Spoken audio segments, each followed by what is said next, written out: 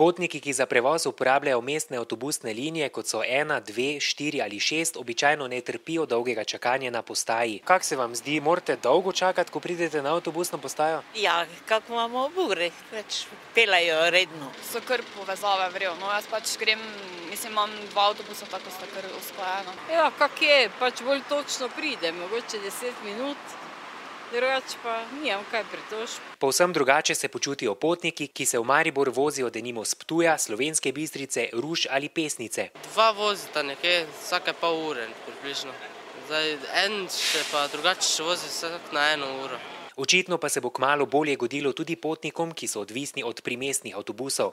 Na mariborski občini predvidoma do naslednjega leta načrtujejo korenito reorganizacijo potniškega avtobusnega prometa. Si pa obetamo, da na osnovi tega, da je v zasnovah tudi povezava primestne linije z mestnimi linijami, pa si iz tega obetamo sinergije, ki bojo nam seveda na koncu tudi državi koristile, da bi lahko izboljšali frekvenco prevoza, kar mislim, da ko ne rabiš čakati na avtobus 15 minut, da ta avtobus prije 5 do 7 minutah. S tako imenovanimi krožnimi linijami imajo na občini že nekaj izkušenj.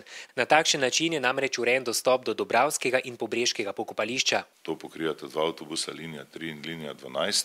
In taki način povezovanja, ko ena linija prekiva drugo, pa z enega avtobusa stopiš, pa greš na drugega, to je tudi neke vrste naš model ali zasnova, ki nam bo pomagala pri tem, da bi večino mesta lahko z javnim prevozom pokrili. Načrt za reorganizacijo avtobusnega prometa naj bi bil izdelan do junija naslednje leto. V celoti realiziran pa najkasneje do leta 2012, ko bo Maribor postal Evropska prestolnica kulture.